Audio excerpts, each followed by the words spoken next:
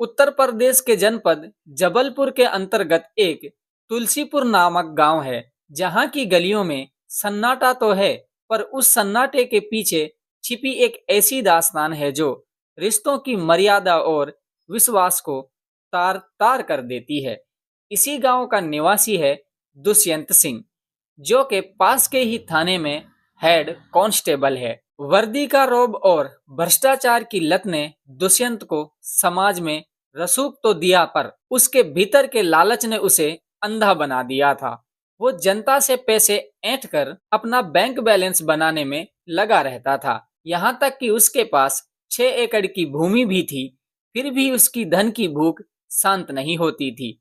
दुष्यंत हर वक्त कामयाबी और अनुचित मार्ग से पैसे कमाने के पीछे भागता रहता था, जिसके कारण वो अपने परिवार को समय देना भूल गया था। दुष्यंत के परिवार में उसकी पत्नी माला देवी और उसकी एकमात्र पुत्री पिंकी देवी थी। माला देवी एक रूपवती महिला थी, लेकिन अपने पति की बेरुखी और उसके लालची स्वभाव के कारण वो अपने वैवाहिक जीवन से ऊब चुकी थी।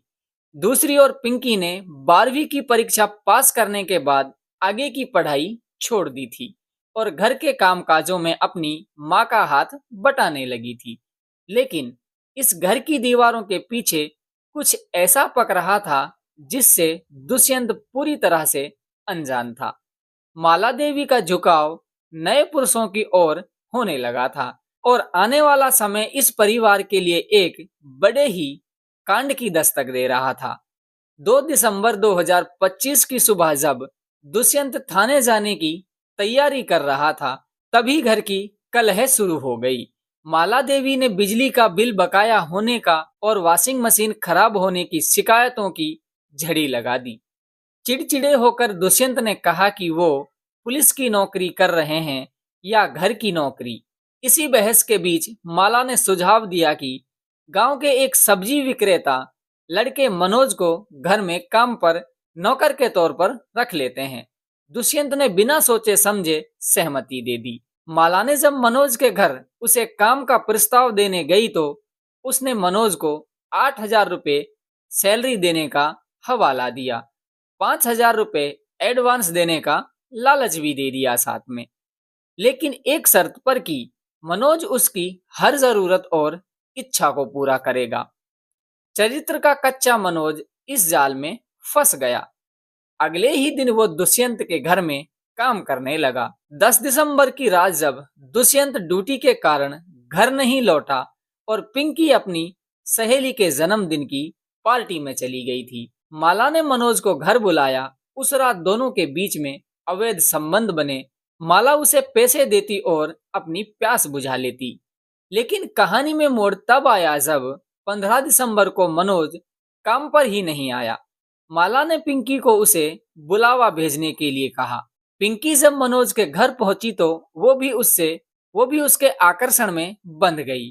पिंकी ने मनोज के सामने शहर के एक होटल में चलने का प्रस्ताव रखा।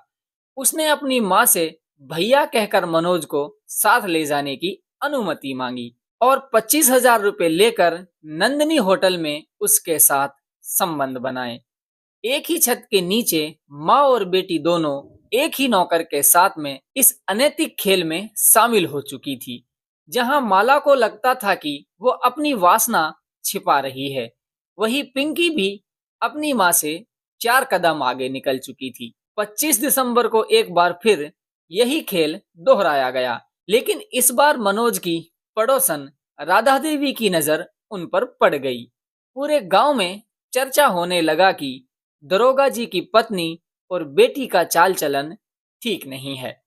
समय का पहिया घूमा और 24 जनवरी 2026 की सुबह पिंकी की तबीयत अचानक बिगड़ने लगी। माला उसे अस्पताल ले गई, जहां डॉक्टरों की रिपोर्ट ने उनके होश उड़ा दिए। डॉक्टरों ने साफ शब्दों में कहा कि पिंकी गर्भवती है। ये सुनकर माला के पैरों तले से जमीन खिसक गई, क्योंकि वो जानती थी कि इसका जिम्मेदार कौन है। लेकिन असली धमाका अभी होना बाकी था। जैसे ही वो घर पहुंचती है, दुष्यंत पहले से ही वहां मौजूद था। उसके हाथ में गांव वालों द्वारा भेजी गई कुछ तस्वीरें और मनोज के साथ उनकी बातचीत की रिकॉर्डिंग थी।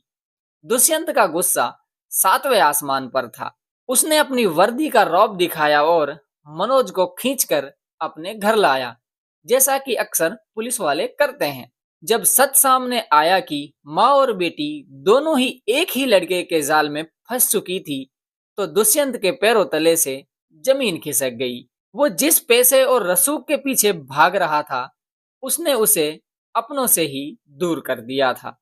समाज में थू थू होने लगी और कानून के डर से दुष्यंत टूट गया। मनोज को पुलिस ने हिरासत में ले लिया, लेकिन बदनामी का जो दाग इस परिवार पे लगा था, वो कभी नहीं धुल सकता। माला और पिंकी के चेहरे पर पछतावे के अलावा कुछ नहीं बचा था, पर समय हाथ से निकल चुका था। ये कहानी इस बात का प्रमाण बनी कि जब लालच और वासना की आग घर में प्रवेश करती है, तो वो सबसे पहले चरित्र और मर्यादा की आहुति लेती है। दोस्तों, आपका इस कहानी पर क्या सोचना है, क्या कहना है? कमेंट बॉक्स में कमेंट करके जरूर बताना। इस कहानी को सुनाने का मकसद किसी को पर्सनल टारगेट करना नहीं था, किसी को नीचा दिखाना नहीं था। हमारा इस कहानी को सुनाने का मकसद सिर्फ और सिर्फ इतना था कि हमारे परिवार में जो लोग रह रहे हैं, अगर हम उनको टाइम नहीं दे पा रहे हैं, हम चाहे कितने भी बड़े अरबपति और करोड़पति क्यों ना हो, एक दिन हमारे सामने ऐसा समय आ जाएगा, हमारा पैसा भी कुछ नहीं कर पाएगा।